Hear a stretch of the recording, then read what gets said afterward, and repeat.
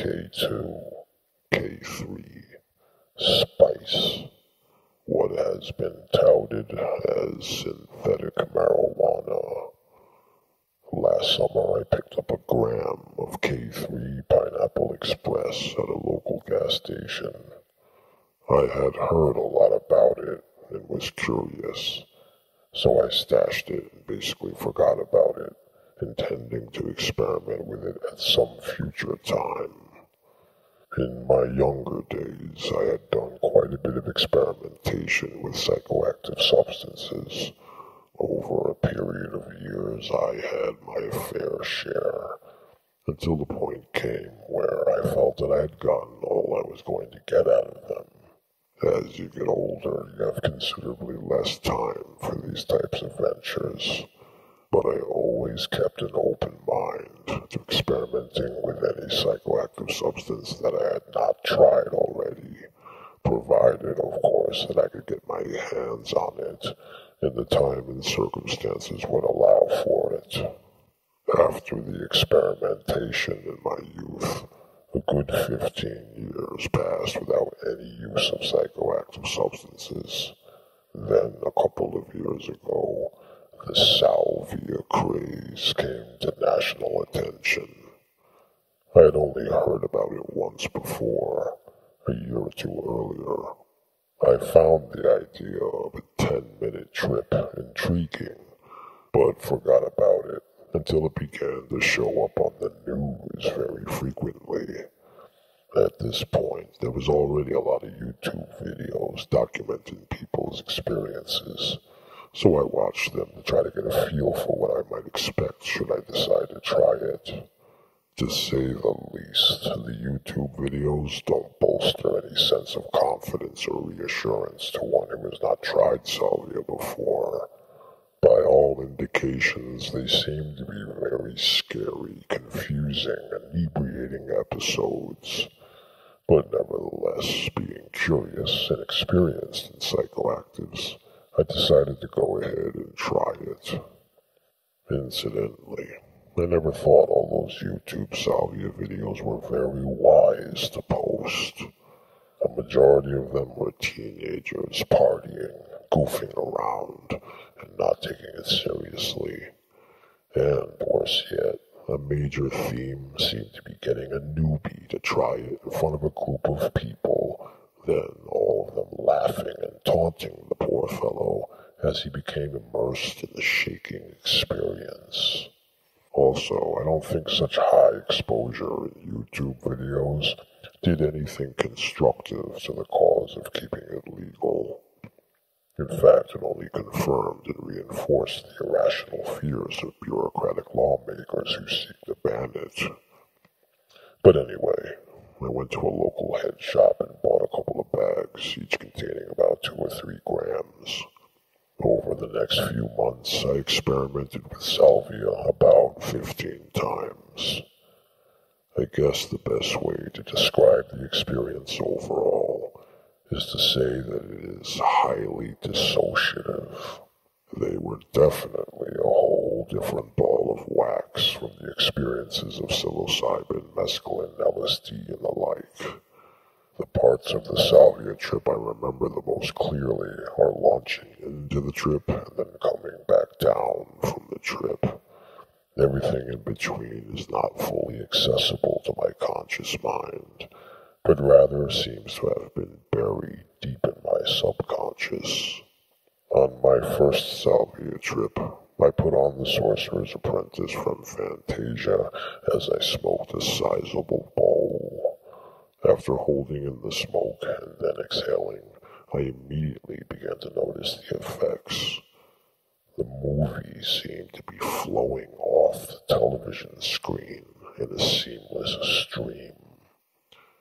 I sensed that there was a vast spatial distortion in the ceiling, as if a giant vortex had opened up above my head. The whole material plane, including my body, seemed to be a congealed membrane. I felt that I was a part of the bed I was sitting on. Reality definitely felt as if it was a fake, cartoonish, surreal illusion, a layer of some kind that my physical body was trapped in. Then a swirling medallion-like sphere of kaleidoscope colors engulfed me. The next thing I knew, I found myself staring at the movie again. It was like my ball of perception had become unraveled, stretched out, and then reeled back in. I then realized I had come back, and noted, to my amazement, that 20 minutes of the movie had passed, yet I didn't remember seeing any of it. Salvia was intriguing, to say the least. The rest of my Salvia trips were similar. None of them I could classify as bad trips, yet none of them were particularly pleasant either. On my second to last trip, I had an experience I could safely call unpleasant. I got a sense, as I was lifting off, that there was some ominous female entity or presence that was giving me negative vibes. A feeling similar to the mood you get as a kid when you were in big trouble with your mother.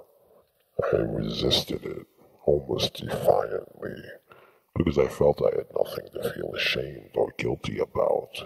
Nor did I feel that I was obligated to answer to this female, or that she was in any position to make me feel like I was in trouble with her. I resented her trying to impose this atmosphere on me. Right about then is when I blacked out in the usual disassociation. Coming back from the trip, I found myself stripped of all my clothing and spinning around on the floor, yelling about how something was, quote, in the trunk. It was as if I was twisted up in some circular pattern, and spinning around was my attempt to rectify it. It was quite disturbing. I was covered in sweat and out of breath. I thought for a while that this would be my last Salvia experience. About a month later, I had a friend who was expressing interest in trying Salvia. I had about 1.5 grams left, so I invited him over to give it a try. He was very nervous and apprehensive about it, and could never seem to get a good hit. Being so reluctant, he would either quickly cough or not hold the smoke in long enough. After burning through a couple of small bowls to no avail, I decided I would demonstrate it for him. I hadn't liked that my last trip was unpleasant, and decided I didn't want to end my experiences on such a sour note. So I sparked up another bowl. This time it would truly turn out to be my last Salvia trip. It was probably the most profound Salvia experience I ever had. It engulfed me as usual, but this time there was no more ominous presence looming over me. What followed was a complete unraveling of my being, all the way down to nothingness. Then I slowly began to reassemble. As I gradually wound back up, I felt that I was experiencing directly the entire process of the universe. It felt that everything that had ever occurred was a culmination leading to me. I experienced the formation of space and time, and spatial activities that gave rise to stars and planets that enabled organisms that evolved all the way up the chain, from single cell to advanced primates, all leading up to and resulting in the link back to myself.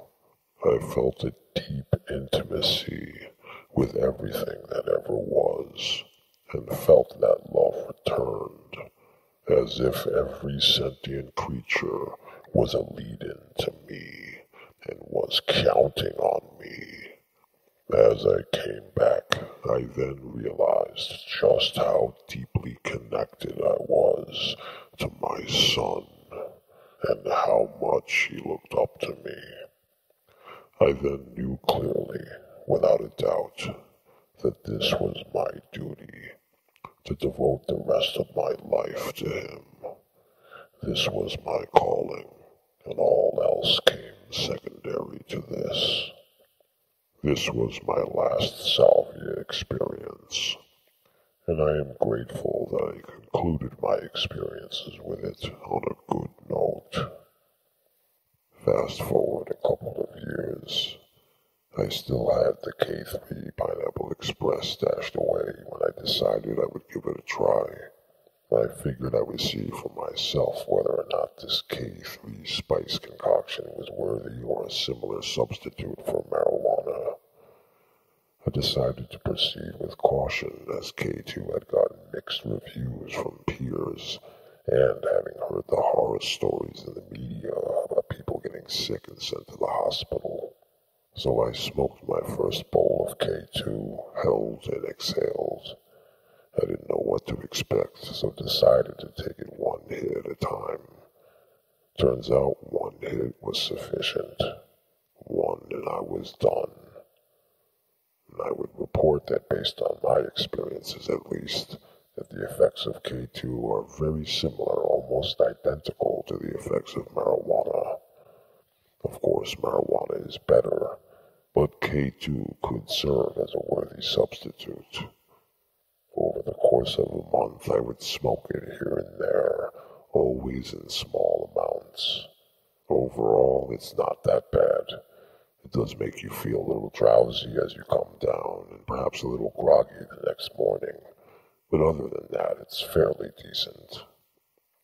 Well, but then came the night where I had a lapse in judgment. Since all my experiences with K2 thus far were positive, I decided to smoke a little more than usual. So I smoked a small bowl, then another. Upon exhaling the third bowl, I immediately noticed something was wrong. I began to feel dizzy and overheated. I stripped off all my clothes, but it didn't do any good. It felt as if my body was suffocating me. Instinctually, I ran to the shower and got under ice-cold water. This did help somewhat, and I began to cool down, but my focus began to waver. It was similar to the experience of being very drowsy, yet while wide awake. I really started to worry that I was possibly in the process of death. Eventually, the ice-cold water didn't feel cold anymore, so I got out of the shower and got down on my hands and knees on the bathroom floor. I'm not sure if it was paranoia or not, but I felt my breathing seemed shallow and became concerned that I might be having a heart attack. I considered with much apprehension the prospect of calling an ambulance. As I air-dried under the cool air, I got a little equilibrium back. My focus still wavered and my coordination was slightly askew, but I seemed to have found a position on that bathroom floor that gave me some leverage. So I refused to move until I felt I was back to normalcy. At one point, I considered going back under the water, but when I turned on the shower, the water felt very hot, even when all the way in the cold position. I desperately wanted to just get in bed, but couldn't move. After a while, I went into the bedroom, but still felt very stuffy, so I returned to the bathroom floor again, receiving some cool comfort by leaning against the cold tub. After about an hour, I seemed to be returning to the familiar feeling, so I climbed into bed and relaxed. My body felt restless, and I couldn't stop moving around, attempting to find some kind of comfortable position. After a while, I finally fully relaxed and fell asleep, and slept about 10 hours. The next day, I felt a bit weak and sensitive, but after another day, I felt well again. After a few days of laying off K2, I decided to try it again with the usual small amount I had always done, and everything was fine. And thus my experiments with K2 came to a close. Marijuana had never affected me like that, and why bother with K2 when there is marijuana? Even with very potent marijuana smoked in large amounts, the worst thing I would ever experience was just some slight paranoia. Never did it shake me up to such a degree that I felt my body was shutting down. I wouldn't classify this bad K2 experience as a near-death experience, but I would definitely say it was a near-death experience. Hence, I extend this word of caution out to anyone considering trying K2. Don't go overboard with it. Only smoke very small amounts.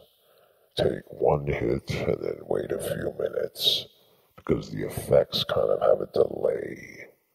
The effects of a small amount are pleasant, but when increased, the effects increase and become rather unpleasant. Just a word of warning. Take it for what it's worth.